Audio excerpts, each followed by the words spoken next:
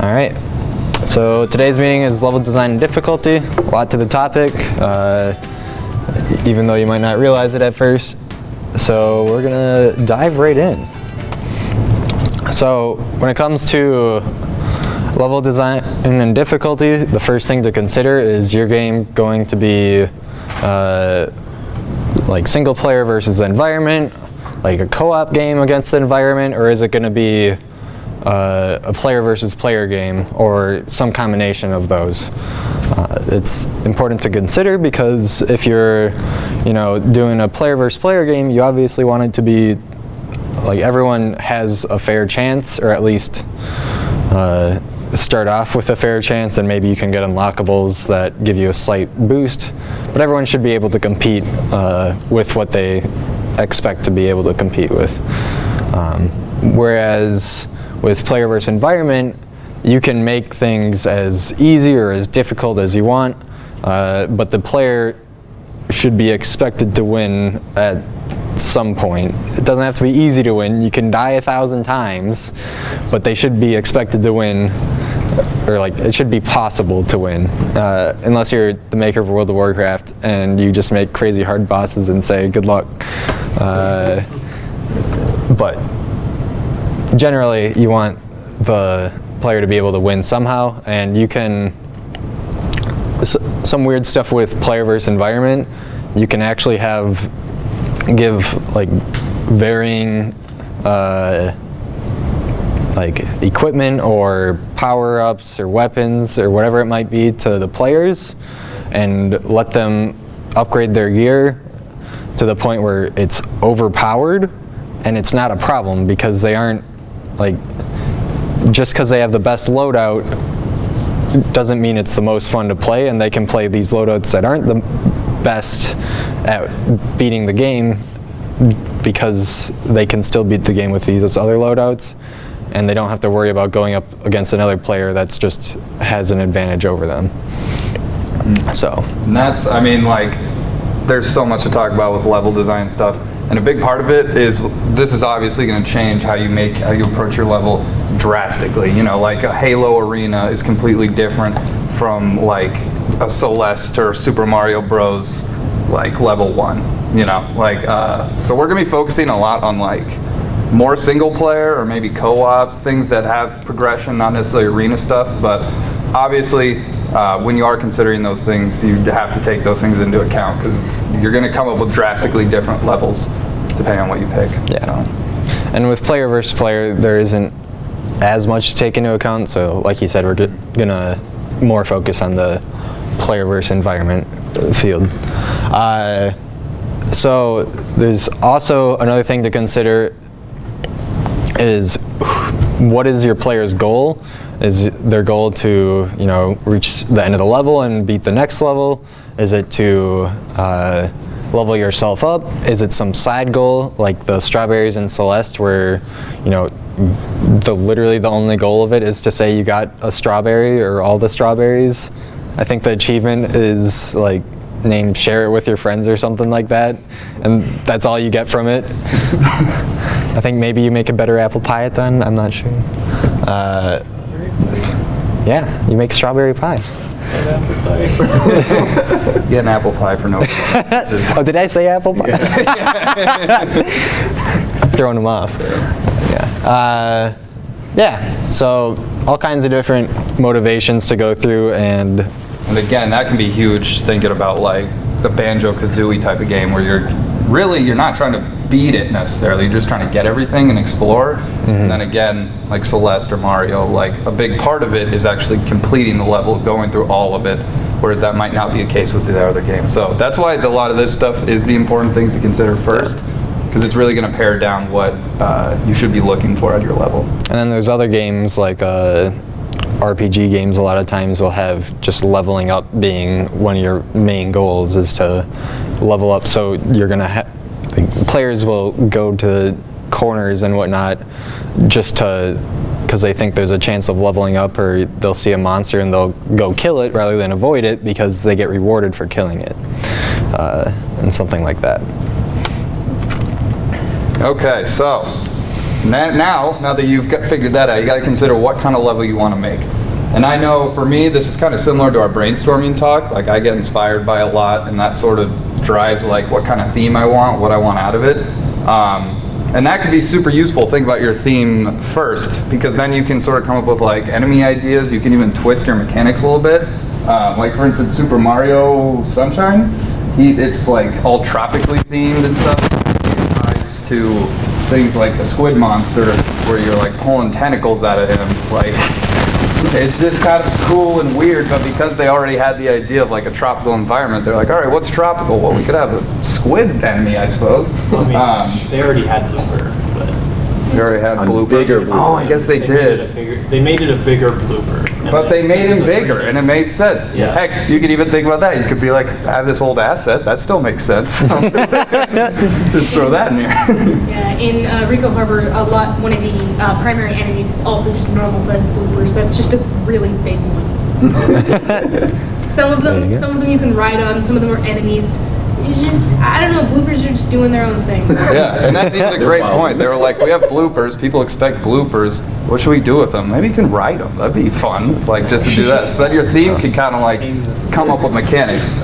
But a big thing that's going to happen first is you're probably going to start mechanically and then build off from there. You may have an idea of where you want to go, but a big part is like getting the mechanics down before you get too ahead of yourself. And then that can also give rise to your theme. So like Splatoon, that's a prototype version of Splatoon.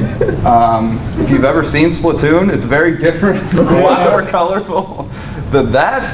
But I think, if I remember correctly, they said like we had to do it completely basic. If it's not fun with blocks and like no color, then it's not worth doing. So they did that, they got it done, and then they were like, all right, shooting goo or paint is fun. How do we build off of that? How do we come up with a theme with that? Make them all squids. Let's make them all squids. Basically, just first they were actually leaning towards making a Mario thing. Then they're like, nah. Nah, yeah, they have that's nothing awesome. more New money. IP. Basically, what we're getting at is no matter what you pick, it's going to end up with squids. That's the only. He speaks truth. That's the only way to go. So if you don't have any squids in your level, it's a failure of a level. Is that all you had? Yeah. All right, and now, so now you have your idea. It's time to actually make your level. And it can be very tempting to just jump into your Unity editor and just start throwing all these cool assets together. But you're going to get very overwhelmed very quickly. So I advise first consider just like drafting it out. The original Mario Brothers, we have an image right there. They just had graph paper. Obviously, makes more sense from an NES standpoint, but it's still applicable today to just like draw it all out, see it all from a bird's eye view rather than when you're actually playing your game. You'll have a great sense of what the flow is going to be throughout the level. It's just going to make it way easier. And then, speaking from personal experience, break it up into sections. That is going to be massive for getting your level done. I know I've been overwhelmed, and then I was like, all right, let's think about this. What do I want for the first 30 seconds of the level? What do I want for the next 30 seconds? How can I make it different and unique, and what do I want to achieve in this phase of the level or that phase? And actually, that whiteboard over there, that's actually from my first game jam. Me and Jamil, we worked really hard on the mechanics and stuff, some of the art, and then when it came time to make the level and we had all the tools, it was so much easier to just be like, all right, here's our overworld. I'm thinking maybe we should go to Zone A first, and then Zone A is going to give me a power-up that will allow me to go to Zone B, and then Zone B, what kind of obstacles are going to be in Zone B? Well, they have this power-up now. Maybe we should use that. It just becomes like way easier to think through that stuff, and if you try making the whole level at once, it's also just going to be boring, and you won't have phases to go through. So, yeah. And that's not to say that's the only way you can do it. A lot of times people make up mechanics as they go. Like Braid, they made the mechanics like because they were, coding, and they're like, oh, what happens if I, switch this number, or like I can totally just reverse time or something. Imagine that, Braid. But there's all kinds of different mechanics that you find out just from playing it. So sometimes it's good to make a few levels, or even just make that first part of the level, and then see what you like about it, what you don't like about it, go back, change it, and take that knowledge into making other parts of that level or future levels entirely. Yeah, that's a good point. Breaking it up obviously won't work with every type of game. Like you have a single room puzzle game, it won't work, but it's a good general thing to think about. And basically drafting, it's going to help you a lot. But once you've drafted it, a big concept to know is gray boxing in making your level. So gray boxing is sort of like that Splatoon picture we saw earlier. It's where rather than putting any art or anything, just make the frame of the level, make like the ramps, like where they're gonna move, architecture it, and then play it through and make sure it makes sense before you start going with your art. So that's what you can see here. They've got like the helicopter and the gun and they're moving through it, but as you can see, it's just where the player can go basically. There's nothing crazy or anything, and that gives you a chance to just feel it out and know. Because you could have a genius idea in your head and then play it and be like, this just doesn't flow right. And then gray boxing allows you to easily fix that, correct it without getting into a artistic hole or anything. Yeah. Yeah, if you were to play a Mario level and it was all gray boxes, you should be able to enjoy it even without knowing that it's Mario. Like, the fact that it's Mario shouldn't have an effect on whether or not you enjoy that level. So sometimes it's good to, even if you already have, like if, say, for example, you were making a Mario Maker level, you could literally just remake it all in something with gray boxes and have people test that. And if they like that, that's how you know it's a good level, because it takes away these other biases and influences when they're testing out your level. Yes. All right, so then you got to think about your difficulty, what you're expecting out of this. So there's two main types of difficulty. There's fixed and then there's variable. A fixed difficulty is more like a Dark Souls or a Mario type of game. There's no difficulty select. It's not going to change depending on your level or anything. The game is as it is, and you got to beat it the way it's made. There's a lot of advantages to that. You can fine-tune your level so that you know exactly what the player is going to get. There's no expectation about, like, am I playing on the right difficulty? Am I doing something wrong? It's very straightforward, easier to understand. And that way you don't have to worry about players going in, like, I know all the time I'll be like, I'm not sure what difficulty to do. Sometimes I'll pick normal, sometimes I'll pick hard, and if I pick normal, there's a chance that it's like, oh, normal is actually like really easy. This is meant for a 8-year-old to play or something. And you go through but you still play the game because you already started it and you weren't sure if it gets harder later on, and then you finish it and it's like, well, I'm not going to play again on hard. So you're just done playing the game, but you might have enjoyed it more if you started on hard, and you have no way to know that going into a lot of times. At the same time, there's the reverse of that where a player might, choose something harder than what they can do, and you get partway in. Imagine if Dark Souls had difficulty and you chose the hardest version without knowing what Dark Souls was. You'd get in 10 hours and you'd be beating your head against a wall. Or I think XCOM has difficulties. Like, you choose a harder difficulty in XCOM and the first time, and you'll probably get wiped pretty early on. So it's good to, because you can provide that variance, and this is usually better for stuff like roguelikes, where you can continue playing the level. Like, you play a quick level and all of a sudden you realize it's too easy or too hard, you can quick change it. Yeah.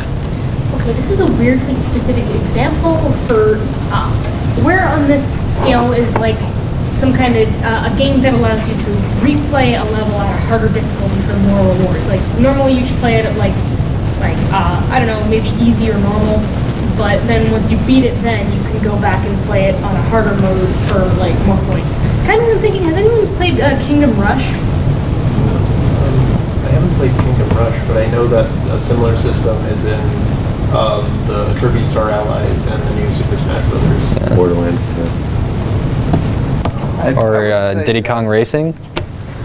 Oh, hell yeah. Throwback. Yes. It's a good version of variable difficulty. I don't know, I just really like Yeah. Kingdom Rush. No, that's a good point. I'd say that's more variable. I don't know. It's right in the middle, I think. Yeah, it depends. It definitely takes from both. Like, obviously, these are classifications that are fit to what fits in them. They aren't you don't have to think when you're deciding difficulty, don't limit yourself to what we put up here. If you have a cool idea, do it. Yeah, Nate. Yeah, since you're able to choose like on a per level basis what the difficulty is, you can definitely have more of that experimentation and then you're not stuck with it. So Yeah. it's beneficial when you can do that, I guess. Do you have a question, Kanan? Oh. Just a psychology thing, pretty much. With that example, where you're unlocking difficulties by completing other difficulties, you get those, you draw in those people who want like completion. Yeah. And also in the process, some people just like new things. And through the process of unlocking a higher difficulty, they'll go through the entire game just because they got something new. So, Good concept. I guess that would be fixed. If you have to unlock it, then I guess it would be maybe more fixed. I don't know. Yeah, sometimes, you fix it first, but gradually get variable. and sometimes with your variable difficulty, well, you get a wider audience a lot of times. It also kind of hurts. Sometimes on certain difficulties, certain parts will feel off, like depending on how you do your difficulty. If you just give your enemies more health on a harder difficulty, it might be a really easy boss fight, but it's actually just tedious for them because they just have to sit there and keep hitting the boss, and they know the attack patterns and they don't take any damage. But they just, he says Destiny, I haven't played it. But just You do raids, it's one of Bullet those. sponges everywhere. sitting there hitting a sponge for 10 minutes is not all that enjoyable. So sometimes you have to watch out for that when you're doing that variable difficulty. It's a lot easier The to positive is, if you are stuck, if your players are having a hard time, they can just turn it down. They don't feel like scared to have to get good or anything. Yeah. Well, the incentive in the game I was using as an example, like winning, essentially the upgrade currency was stars, and if you and you could use stars to give yourself universal upgrades for your. It was a tower defense game, so you give you like universal upgrades for your towers and stuff. But it was also super easy to go back and get a couple more stars from that one level that you beat already, and usually. It would just be different wave configurations on the same map. It would be like maybe one super hard wave, or kind of like an endurance sort of thing. I'd almost consider that as like, because you have upgrades and whatnot, I'd almost consider that as like an optional level further on, because that way you can,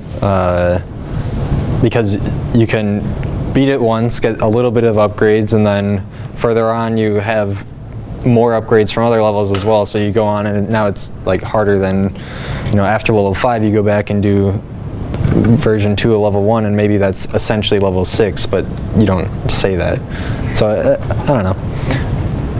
All right. And also, but that's I really like that system when it's implemented, because it's never that isn't a choice of, that is a choice of like how much difficulty can I handle, but like you can choose a high difficulty at the risk of losing and losing a bunch of your stuff. Yeah. Or you can choose a lower difficulty and not get as much as you could have got. Yeah, that risk reward. That's pretty cool. Yeah. One recommendation, just a quick one. One good thing you can think about if you do variable difficulty is telegraph to the player what they should expect. I love this example from Wolfenstein. What does it say? Can I play Daddy? That's the easiest mode. And I mean, it's very clear, this is very easy. Yeah. So, and then if it gets more difficult, a lot of times developers will even put like normal or hard, they'll say like, this is the intended difficulty. Like stuff like that can help players who are like confused, make them feel like, okay, this is what I'm expecting. Yeah, I think like Divinity and a lot of other games do a good job of it, where they'll say like cinematic or story mode, like it's meant so that anyone can beat it and it's just there for the story. It's not going to really be hard or challenging. But then they'll have like a normal or easy difficulty where they'll say, and then their normal one, they'll say it's probably like this is how it's intended. Like Divinity has a tactical one where it's like, you better be paying attention to these fights and planning every last move out because this is meant to be hard, and then stuff like that. So it's good to telegraph that and tell them what it is before they start, because once someone puts 5 hours in a game and realizes it's the wrong difficulty, they probably still don't want to play through that beginning section of that first 5 hours again. So, yeah. Another huge part of your level is progression. So we kind of touched on this with like collectibles and stuff, but you're at a higher level. When you're going through your level, you should feel like you're making progress. And that can take a lot of different forms, that more than just like XP bars or collectibles. You should feel like maybe you're getting somewhere. You should feel like this isn't the same thing I've been doing this whole time. And then there's different types of progression. So you can think about like if your primary goal is like Mario, where you're just trying to clear all the worlds, that you should design it with that in mind, that the primary motivator is just getting through the level. And then if you do have something like Banjo-Kazooie, you should think about like, okay, if this collectible is on this side of the map and this other collectible is on that side of the map, I should make sure these sides are similar, they're cohesive, but they're different. They should feel like I'm doing different things at each point, even though it might still be the same map. An example I found was one, or did you have some?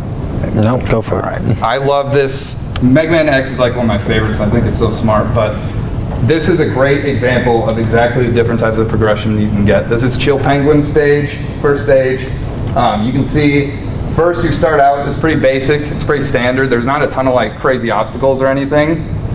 And then once you get through that, you get inside. So now you get a atmospheric change. Now you're in a physically different looking place. And now instead of just shooting and moving right, you're also going to have to think vertically. So now you have a twist on the gameplay and you have a visual change. So that's an obvious way to make you feel like you're progressing. Then once you finish that up, you get back outside, and it's very similar to where you were before, but they even went through the effort of changing the color on the ground and adding a little background.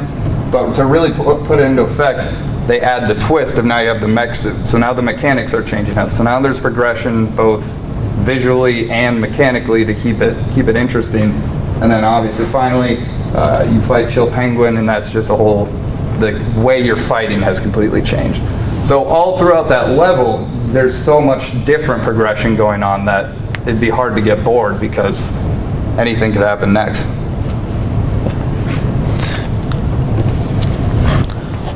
So for objectives, you want to keep in mind who you're targeting for your audience.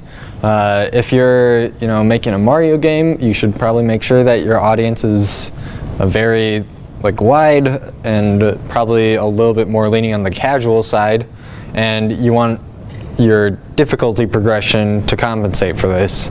A slow build up for how difficult it gets, and give players plenty of time to learn what's going on before you go right into it. If you're making Europa Universalis or Crusader Kings, or heck, even Civilization,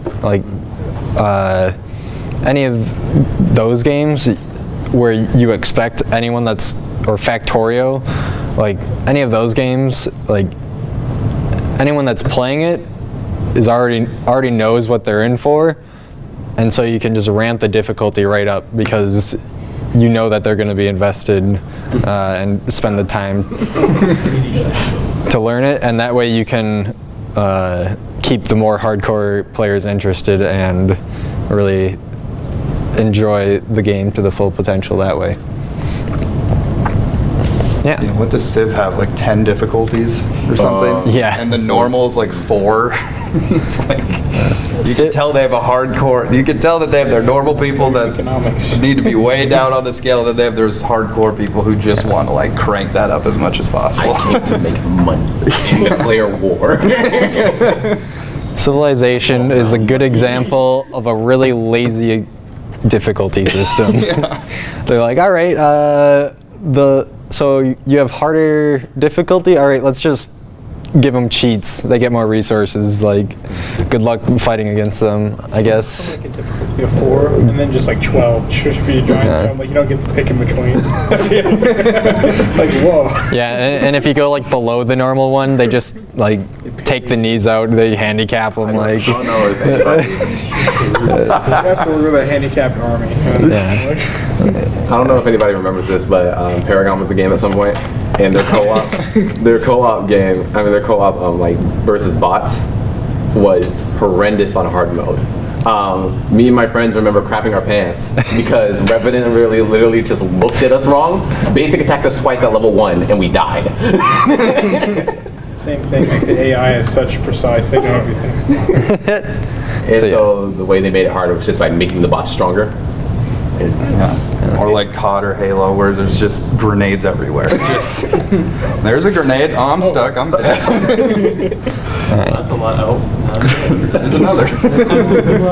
So an important thing to consider in your game is whether or not there will be backtracking.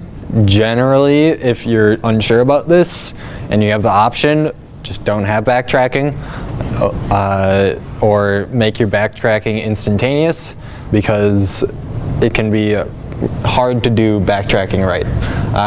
You don't want your backtracking to become tedious and tiresome. You want it to be enjoyable. If they just played level 1, you don't want them to, or the first section of your game, even if it's not a level per se, they beat the first boss and now have to go back to the start. They shouldn't replay the whole level backwards. Like, that doesn't add any excitement. You're doing the same stuff. It's probably getting easier, and unless you actually have new mechanics that you have to use going back or something like that, which make it interesting, and it's no longer the same level. It's actually a slightly different twist to that level. Easy ways to get around backtracking, I suppose in some ways they are backtracking, would be just a level selection. Like, you see that everywhere. Mario has it, puzzle games have it, all kinds of different stuff has level choosing. For more of your open world and platformers, a lot of times having waypoints. Waypoints can be all sorts of different things, but essentially places that you can teleport between, or like take a train between or fly between, anything like that is really helpful in mitigating backtracking, because that way you don't have to go back through level 1. You can actually just find a waypoint at the end of level 1 and teleport back to the one you found at the beginning. And that allows you to go all sorts of different places very quickly, while also avoiding that other aspect.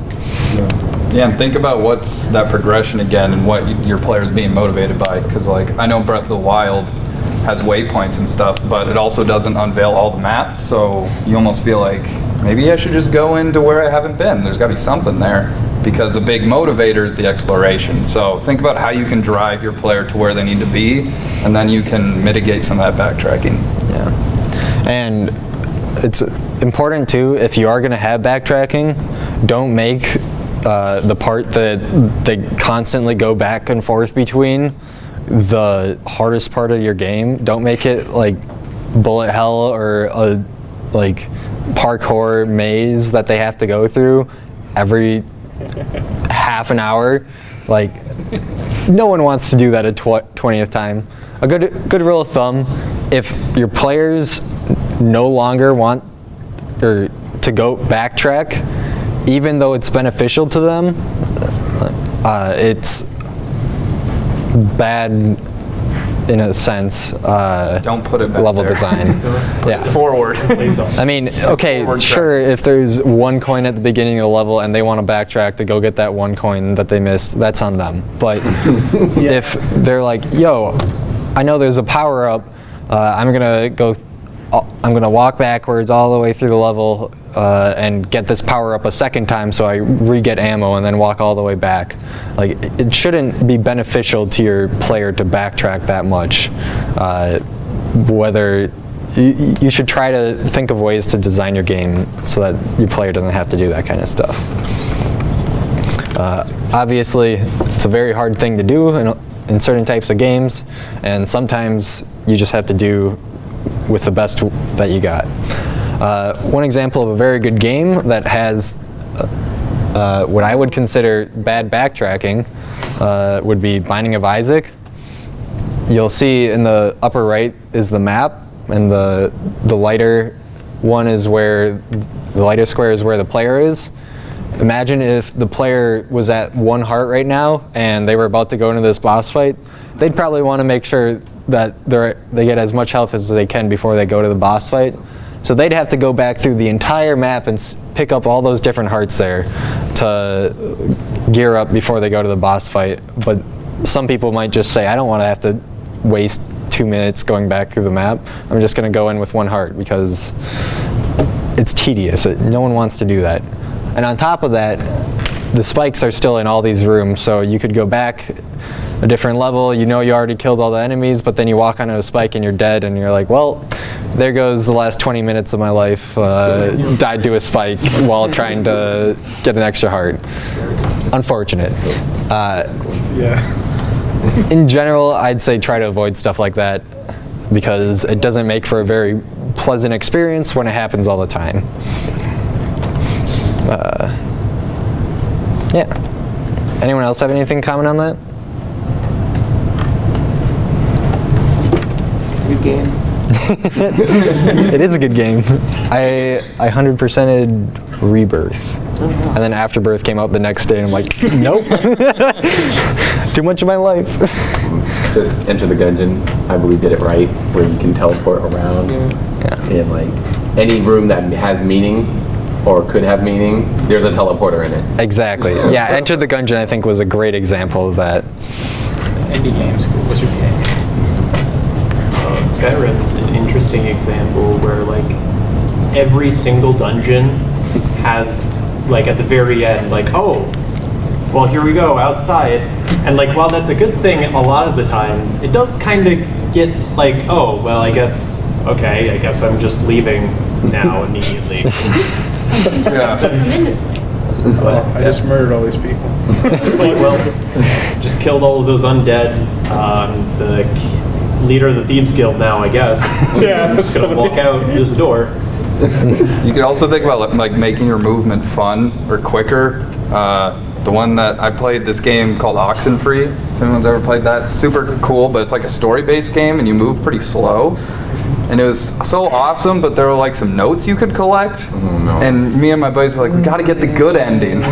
There's no teleporting or anything. So it was like an hour straight of just like lazily walking, like, and then like, got a note.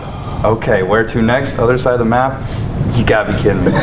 If you have like a fun way to move or something, if the player just likes moving with your game, feels good, I think they'll be more motivated. Zelda does a good job of that. They have their rolling mechanic, and oh my god, I'll just click A all day, just roll everywhere. Like, I'll just be shield surfing, somersaulting, like. Warframe, I believe, did it right. Like Cube World has a hang glider that you just. It's like, all right, I want to go to point B over there. Well, there's a mountain over there, and I feel like climbing up the mountain and hang gliding off to go to point B, even though it takes longer. I don't care. Like, That's a great example. Hang glider in Breath of the Wild, so much fun. yeah. It's like my favorite way to get around. I know shield surfing is technically faster, but Who cares? I just really Yeah. Yeah, it's fun. Ain't nobody Exactly. Jumping from a high point. When you can Plus also, if you could get distracted from mountain to point B and there's like enemies beneath you, you can just like, ground slam and then all. Lost all of And your the whole progress, but who crew. cares? All right. All right. One final general tip. This is, if you follow this is going to really point you in the right direction. It's pretty common. The learn, play, challenge, surprise formula. This is really common in Mario games, and I think it's pretty much attributed to Nintendo for using it a lot. It's also called the 4-act comic because it's referenced of those comics where there's the 1, the 2, the 3, and the 4. The Foursquare. Yeah. Like Loss. Look up videos on this. It's so smart, it's so genius. But it's learn, give your player a safe place to be comfortable, figure out the mechanics. Play, let them mess around with it a little bit, because if you're constantly trying to teach them, they're going to be okay, I get it, just let me have fun for a little bit. Bless you. And then, you can throw a little bit of challenge in there, as opposed to learn, where it's pretty safe. You don't want them to be messing up a lot. And then challenge them, so ramp it up a little bit. Give them something to work for, so then they feel like it's not just too easy. And then surprise them. Add a twist to what you're doing. Add a new mechanic. Maybe put mechanics together. put it contextually in a way that's more interesting and different than before. If you're kind of stuck on how to make your level, this is a great blueprint for where to go next. Yeah. And the big part that we're going to focus on next is the learn part, because you can really lose players if you don't do that right. Yep. So teaching the player, first thing to consider is, do you even need a tutorial? Like, in Mario, it's pretty simple. You move, you jump, you run. Everything after that you can just kind of teach them later. Like, even running, you don't really need to teach them until they need to figure it out. Whereas if you're playing Civilization or some other more complex game, you're obviously going to need some kind of tutorial. Because when I sit down and look at Civilization without ever playing it before, I'm like, all right, what the hell is this? What am I doing? Why am I doing it? Like, there's so much that needs explanation, and your tutorial will end up being like a mini game in and of itself, where they just kind of walk you through playing the game, and there's a wide variety in between those two. But once you have your tutorial, it's really important to have people play through it and see how well they learn from it. There's some tutorials where they just kind of bombard you with information, you look at it and you don't read any of it, you click X and you just keep going, and lo and behold, 10 hours later you're like, oh my god, this is a thing? This would have saved me so much time. Why did I know about this? Well, it was in that tutorial you didn't read. And that's on the game developer, because you should make your tutorial in a way that players actually want to read it. I think it's really annoying, like in games that are more in depth, like, I don't know, Civilization or something, stuff like that, where there's a stat or something that isn't a problem early game, like you've got plenty of it or something, and then you finally realize that it's being a problem in mid-game, and you have no idea what it does, and no idea how to get more of it. And Yeah. Rare resources and Civilization. A good thing with games like that is to have some kind of info thing. So if like they hover over it, maybe it'll show info, or if they, click on a little icon next to it, or click on the resource itself, and it brings up some info on that thing. Like Civilization has its essentially like not Wikipedia, but it's glossary of what everything in the game is and all the different stats on everything.